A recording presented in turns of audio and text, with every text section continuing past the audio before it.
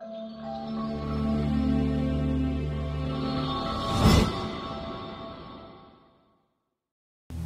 dakwah. Lukisan Quotation of Rose karya Meru Sandia, pelukis Indonesia yang diundang langsung oleh Raja Salman.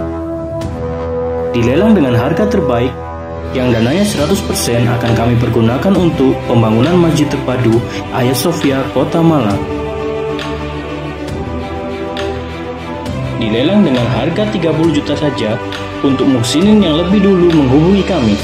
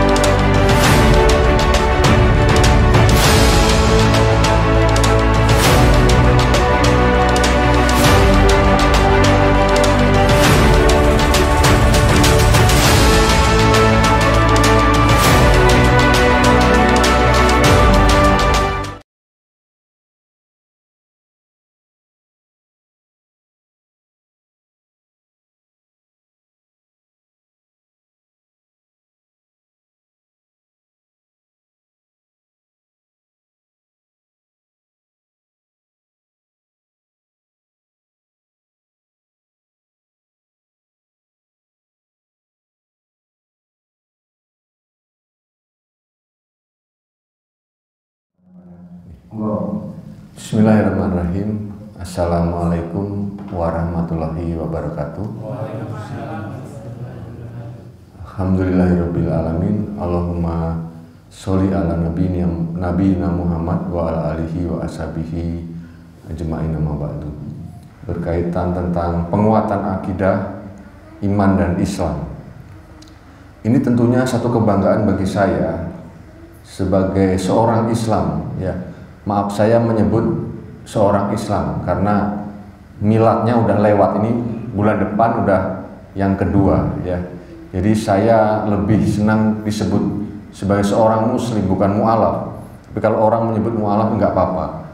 Mu'alaf itu lebih cenderung kepada yang cengeng. Karena sekali lagi Islam itu pejuang.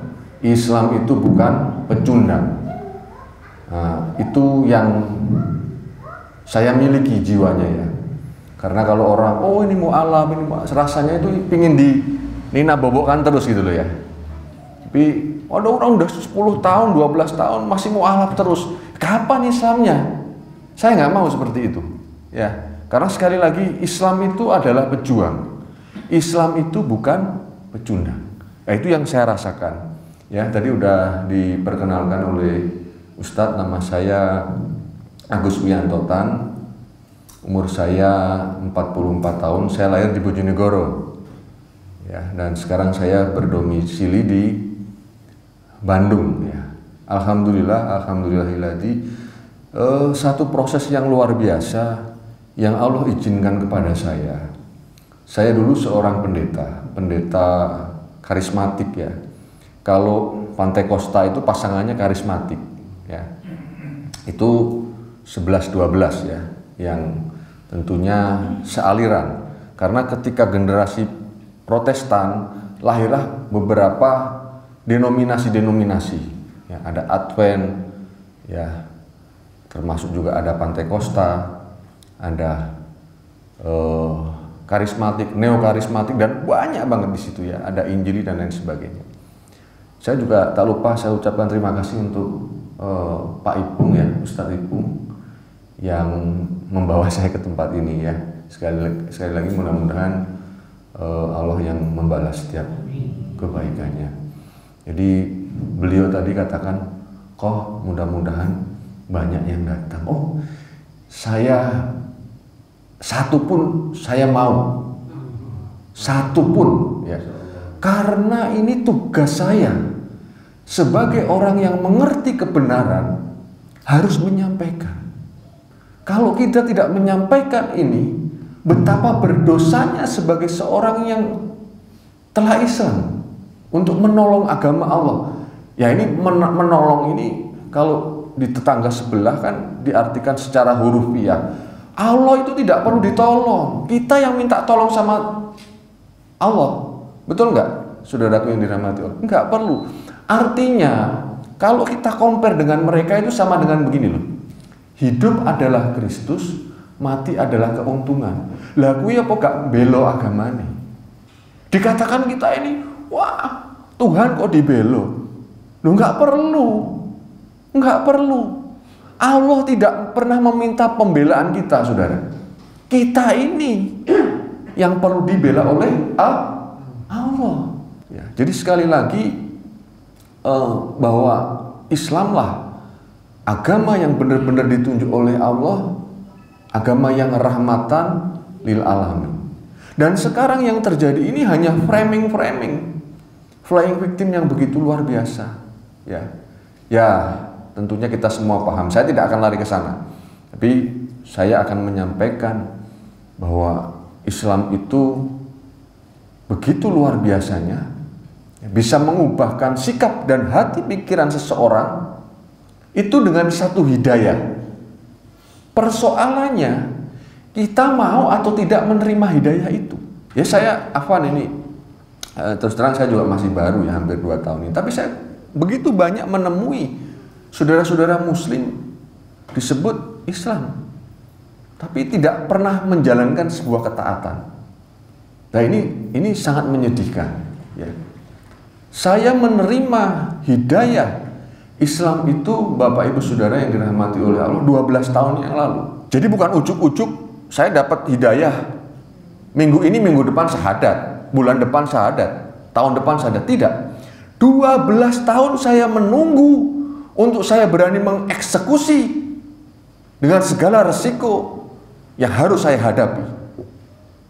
Ini begitu hal yang luar biasa dan di luar juga ekspektasi saya sebetulnya. Karena sekali lagi begitu berat yang harus saya jalani ini loh, gitu loh. Saya harus berpisah dengan anak istri saya. Ini pertaruhan yang begitu luar biasa. Pertaruhan iman yang begitu luar biasa. Saya seorang ahlul kitab, seorang pendeta. Tiap pagi pekerjaannya pendeta itu apa sih? Kalau jemaahnya sudah cukup dan kita hidup dengan perpuluhannya, dengan dermanya, dengan infaknya, itu secara teknis mekanisme organisasi nggak boleh bekerja. Ya, saya pun juga sama. Jadi kerjaan saya sebagai seorang pendeta ya hanya pagi 4:30 bangun, mempersiapkan, kalau kita kan sholat ya. Kalau di mereka ada doa pagi, ini doa pagi, ngisi kajian tiap hari. Terus ada yang namanya PA tiap malam Jumat atau tengah minggu, tergantung gerejanya masing-masing. Nah, saya ngisi kajian-kajian itu, pendalaman Alkitab lebih dalam. Jadi kita bisa membahas pasal per pasal, ayat per ayat, itu dibahas di sana. Karena kekristenan itu ada istilah apologetika. Nah, ini kan diajarkan, jemaah juga diajarkan. Itu setidaknya ketika nanti ada mempertanyakan gugatan tentang ketuhanan Yesus itu bisa menjawab. Bukan hanya sekali lagi konteksnya kepada sekolah ya, seminari tidak. Tetapi sadar atau tidak, ketika kita ber-PA, kita melakukan kajian, itu sudah belajar tentang apologetika. Ya, sampai di situ saya mengalami kegelisahan yang begitu luar biasa yang terjadi di dalam hati dan pikiran saya. Karena di dalam perjanjian lama itu dikatakan Allah itu Esa. Tidak ada juru selamat yang lain kecuali aku. Itu sebetulnya sudah jelas. Allah itu Esa. Esa itu tunggal. Tauhid. Tidak tunggal tapi berbilah. Jadi 3, tidak. Dan sebetulnya sistem Yudaisme pun mengatakan seperti itu. Sebentar, saya akan buka supaya enak, supaya tidak salah. Dan inilah yang menguatkan saya, kegelisahan itu semakin menjadi-jadi, ya. Semakin menjadi-jadi, semakin membuat saya itu semakin gelisah. Ya, Ulangan 6 ayat 4. Dengarlah hai orang Israel, Tuhan itu Tuhan Allah kita, Tuhan yang esa. Lalu ayat yang selanjutnya, kasihilah Tuhan Allahmu dengan segenap hatimu dan dengan segenap jiwamu dan dengan segenap kekuatanmu. Konteks ini berbicara ketaatan yang penuh yang harus kita lakukan. Nah, ketaatan saat ini dilakukan oleh siapa? Nah, hanya di dalam iman dan Islamlah yang melakukan sebuah ketaatan ini. Ketika prototip manusia diberikan kepada bangsa Israel, ya, dari Haran, Ur-Kasdim, ya, lalu ke tanah Kanaan, itu perintahnya hanya satu. Taatlah, jelas, kasihilah Tuhan Allahmu dengan apa? Segenap hatimu dan segenap jiwamu. Ini sebuah pernyataan yang eksplisit ini. Tidak bisa diganggu gugat. Tetapi bangsa ini apa? Senantiasa membelakangi Tuhan. Ketika bisa melakukan ini dan itu, dia merasa itu bukan karena Allah, bukan karena Tuhan. Gue kok yang bisa. Gue kok yang bisa, gitu terus kan. Sehingga hak menjadi prototip manusia yang sempurna di hadapan Allah diberikan kepada bangsa lain. Ya. Contohnya sekarang di dalam kekristenan itu sendiri. Tapi kekristenan juga sama. Ketika hak itu diberikan penuh, ya, dengan ketaatan, ya, tidak dilakukan. Seminggu sekali ibadah. Ibadah pagi, kalau saya pun jemaah 60 yang ibadah 1-2 orang. Itu pun lama-lama habis, saya sendiri, sama istri, sama adik, sama ipar, habis. Nggak ada. Ditambah lagi yang paling menyakitkan di hadapan Allah Subhanahu wa Ta'ala, dia menuhankan manusia, menuhankan nabi yang diutus. Ini hukuman yang paling berat, yang paling berat. Sehingga sekali lagi, untuk yang terakhir kalinya, ya, muncullah Islam. Sebetulnya hanya pertama Israel saja. Kalau mereka hidup di dalam sebuah ketaatan dengan segenap hati dan segenap jiwa, sudah selesai. Tapi persoalannya kan tidak melakukan ini.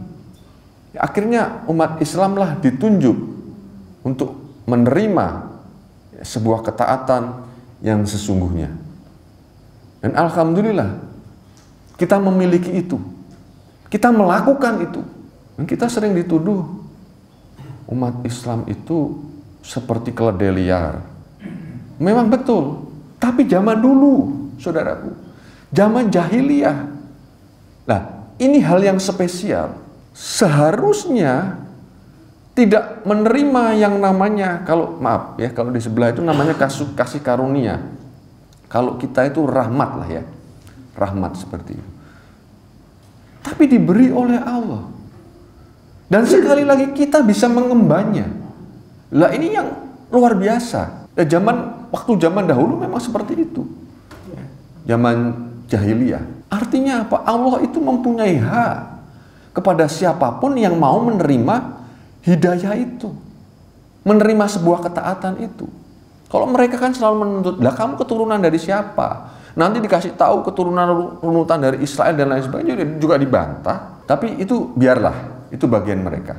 Tapi yang jelas, amanah ini kita sebagai seorang muslim kita bisa memegangnya.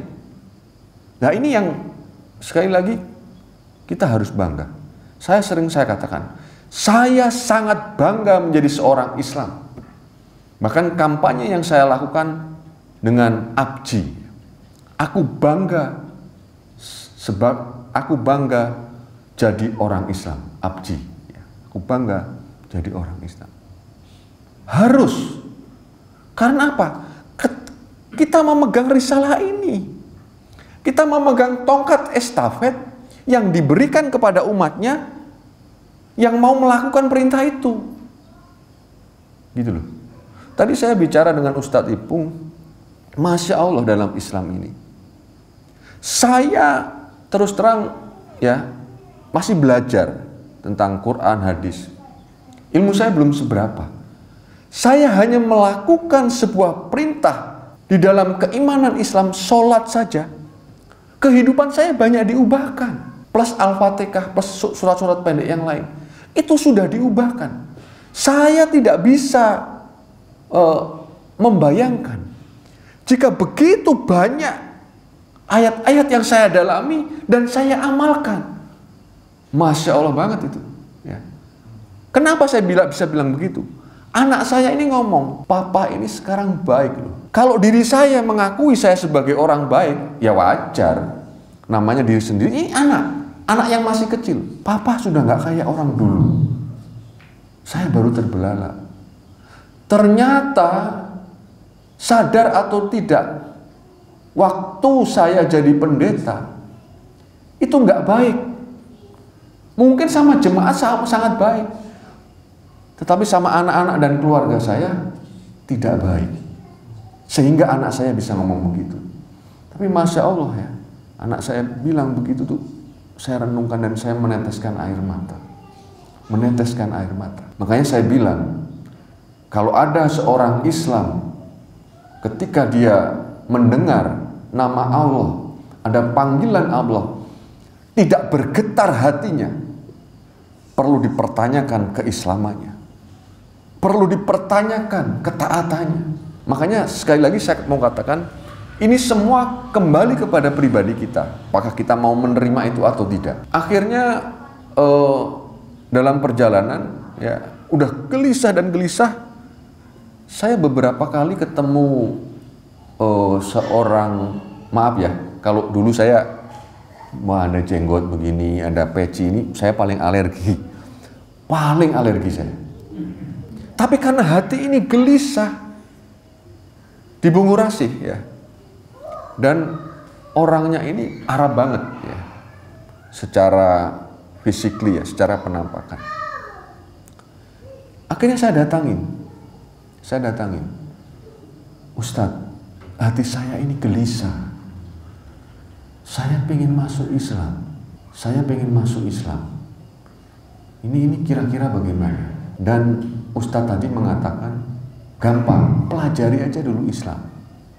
Sampai mengerti, baru masuk Islam. Dan setelah itu, saya kasih nomor telepon, kita bertukar telepon. Biasa saja itu, kalau di sebelah Anda jangankan mengaku Ustadz atau kiai, orang biasa aja udah jemput bolanya luar biasa. Ya, di sini saya melihat mulai sedikit-sedikit pikiran saya itu terbuka.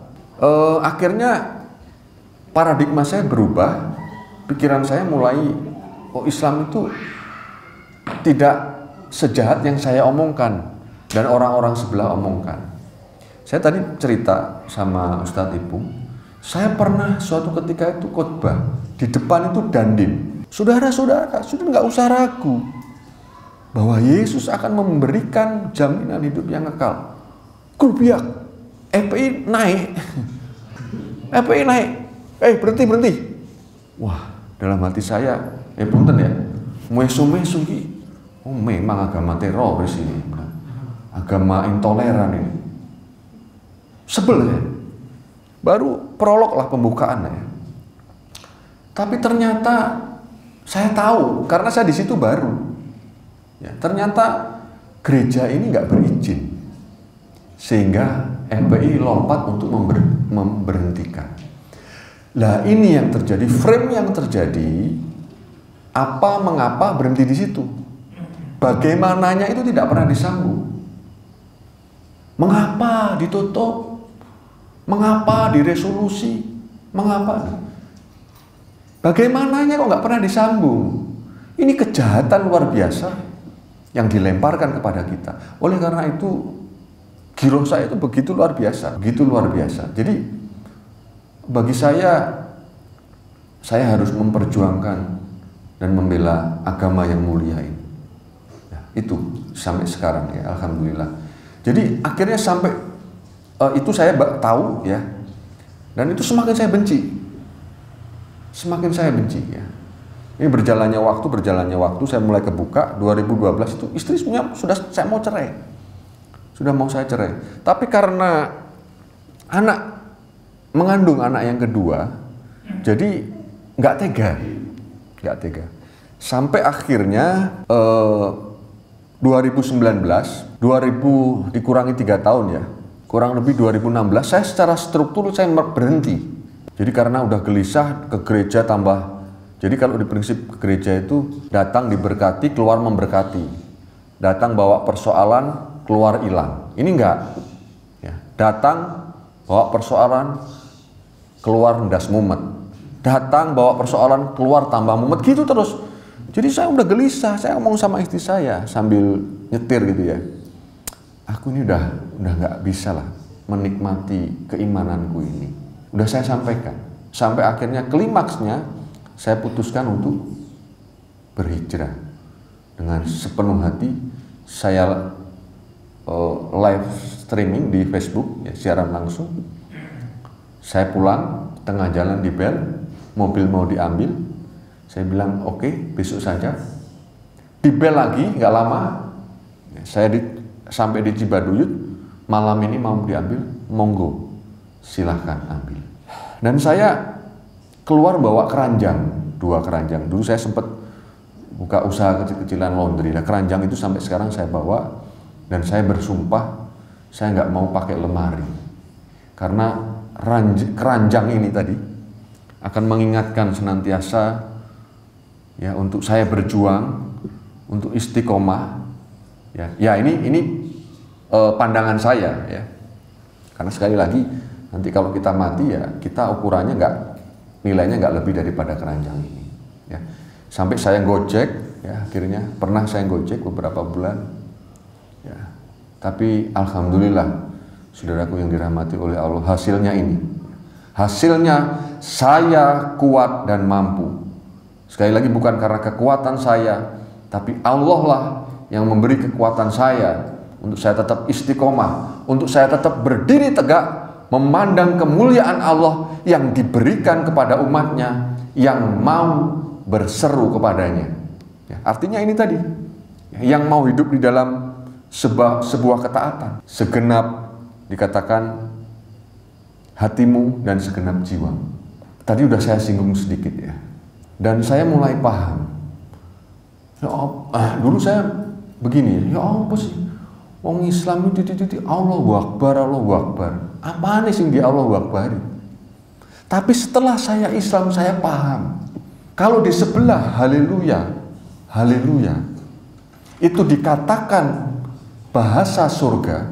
Hari ini saya mau katakan, Allahu Akbar itu empunya kerajaan surga. Lebih tinggi mana? Itu bahasa surga loh. Tapi Allahu Akbar itu empunya kerajaan surga. Dan apa yang diframingkan di luar-luar itu adalah kejahatan kemanusiaan. Kejahatan yang begitu luar biasa, yang suatu saat ya mereka itu akan menerima laknat daripada Allah. Dan saya akan membela agama saya paling terdepan. Dan saya siap segalanya. Jadi pertanyaan ini sangat bagus Ibu. Kalau saya berhenti kepada sebuah framing itu dan tidak ada nilai pembuktian, lah aku gaya apa mlebu nang Islam? Gak ada guna. Tetapi ini sudah saya buktikan. Ketika saya berislam pun saya kenyang di framing. Saya kenyang di flying victim.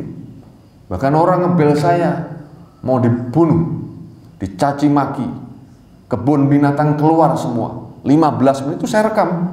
Buktinya ada. Itu 33 kali. Dulu saya bangga. Lah wong sebelah orepe minoritas. Sing didelok punten ya nuwun sewu, maling, judi, ngerampok, ya wong Islam. Setelah saya ke tempatnya mereka, mata saya kebuka. Yang berbuat seperti itu siapa? Ya kaum mereka. Jadi kebanggaan itu luntur. luntur. Dan mereka yang berbuat itu, maaf ya, yang dikatakan teroris dan lain sebagainya. Ini zaman media, coba diklik aja. Amerika mengakui atau tidak? ISIS dan Taliban siapa yang buat? Kalau ndokorane sing gawe wong-wong iku ngisor ae padha ae. Karena takiyah itu diajarkan. Kalau aku bersama-sama dengan orang Yahudi, aku akan menjadi orang ini saya tunjukkan ya. Saya tunjukkan. Jadi kalau banyak orang kita ke mereka wis dadi wong kono isik pura-pura dari Islam. Kok diselimuno. Apakah ini yang namanya kemuliaan? Duh, di kita aja ngomong haleluya nggak boleh kok. Adab itu begitu dikedepankan. Kalau mereka kan enggak, oh Pak Haji assalamualaikum, alhamdulillah Pak Haji, hatinya. Tapi saya mau katakan, mereka tidak akan pernah berhenti sebelum kita mengikuti milah mereka. Loh, kan kok bisa ngomong-ngomong? Jadikanlah semua bangsa muridku, baptislah dengan nama Bapa, Putra dan Roh Kudus. Ini apa? Iki ngono teologi politik. Dan mereka nggak akan itu berhenti. Duh, masa Tuhan ini ngongkon umatnya golek jamaah. Mama kemarin saya kasih tahu mama saya. Ma, saya kalau ngomong sama mama itu kadang campur ya, bahasa Jawa, bahasa Indonesia.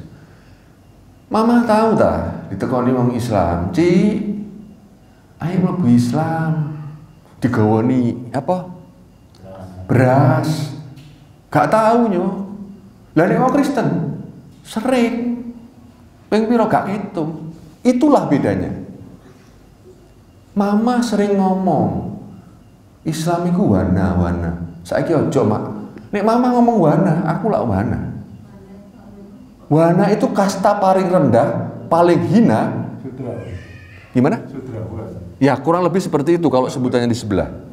Kita ini disebut wana. Lah aku saiki Cina Islam disebut wana. Orang barbar, orang yang paling rendah kastanya, orang yang suka bertengkar, pokoknya sing elek-elek tok. Tak bilang sama mama, iku ngono dagangane sebelah. Mama kan tahu melu aku. Aku jadi pendeta di Sumbawa. Waktu anak saya mau melahirkan, saya kan nggak bisa ngerawat. Elek nggak omonganku? Iya nyo. Saiki mah, nek Islamiku elek, mama gak urip nang kene. Diusir. Mama sih urip gak nang kene. Iya. Berarti Islam itu apa? Baik. Gitu loh. Islam itu ikhlas. Loh, tak tambahin ini, memang kerusuhan-kerusuhan itu bisa terjadi. Tak kandani mah, di Papua Nugini iku mayoritas apa? Kristen. Cinone apa? Kristen. Kerusuhan dibelai kabeh nang kono.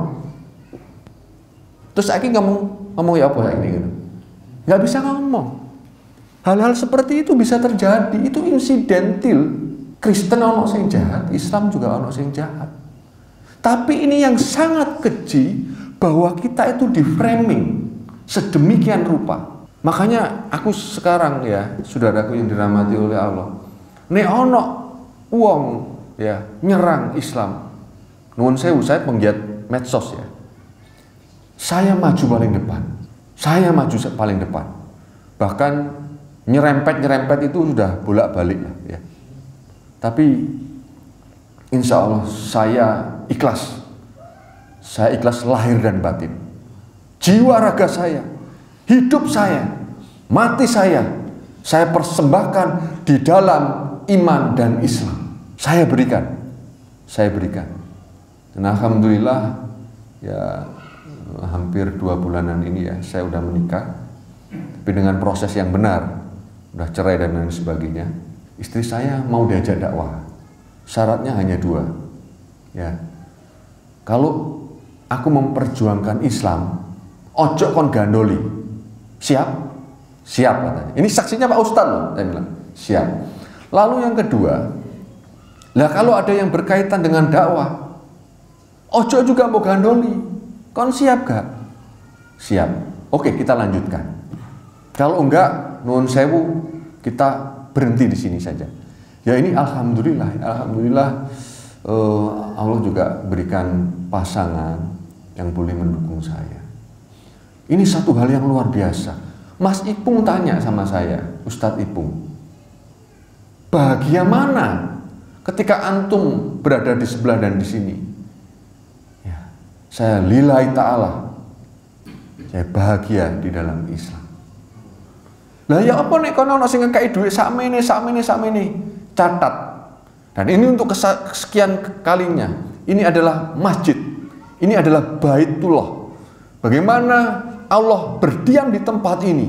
Saya minta tadi, lebih baik saya dilaknat oleh Allah. Lebih baik saya mati kering kalau saya meninggalkan keimanan saya. Lebih baik saya dilaknat. Itu ya. Dan ini menjadi semangat saya. Menjadi semangat saya. Ono ngomong, kok niku terlalu keras. Ojo ngono. Loh, aku ki tau dadi sebelah. Aku ki ngerti bumbu dapure. Kok niku dikei racun apa gak aku ngerti. Lah mau aku kate menengahi. Loh, masa saya mau diam saja? Gak bisa. Makanya sering saya katakan, kalau kelasmu kelas jamaah ya wis gak apa-apa. Oma namin mulai. Tapi kalau kelasmu di atas itu dan kamu tidak membela agama Allah, itu perlu dipertanyakan. Islammu ini kaya apa? Islammu ini golek apa? Mending nuwun sewu murtad ae. Itu lebih bagus. Dan saya berdoa, saudaraku yang dirahmati oleh Allah. Sekali lagi ini rumah yang penuh kemuliaan, Baitullah. Ya Allah, kalau saya nggak berguna bagi umat ini, kasih saya mati saja lebih cepat, lebih bagus, lebih bagus. Loh, mas nggak berguna buat apa? Saya punya pengetahuan, saya punya ilmu untuk membentengi umat ini. Lah aku menengahi nggak berguna, kasih mati saja, itu lebih baik. Ini rumah Allah loh, saudaraku yang dirahmati, bukan sembarangan. Saya kira seperti itu, saudaraku yang dirahmati oleh Allah. Mudah-mudahan kita nanti dipertemukan kembali di lain waktu, ya.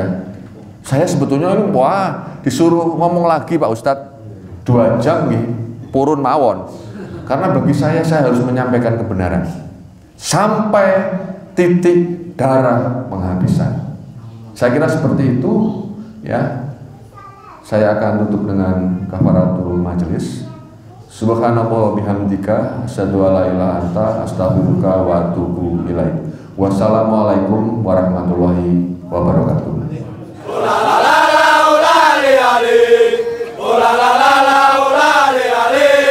Kemenangan adalah kemenangan.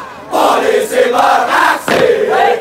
Walau panas terik matahari, siang dan malam kami selalu beraksi demi kejayaan Polri. Hari-hari esok adalah milik kita. Dalam tempat SPN Polda Jogja, jaga gembira setia wibawa dan selalu semangat 55. Marilah kawan, mari kita nyanyikan semua lagu. Marilah kawan, mari kita nyanyikan semua lagu.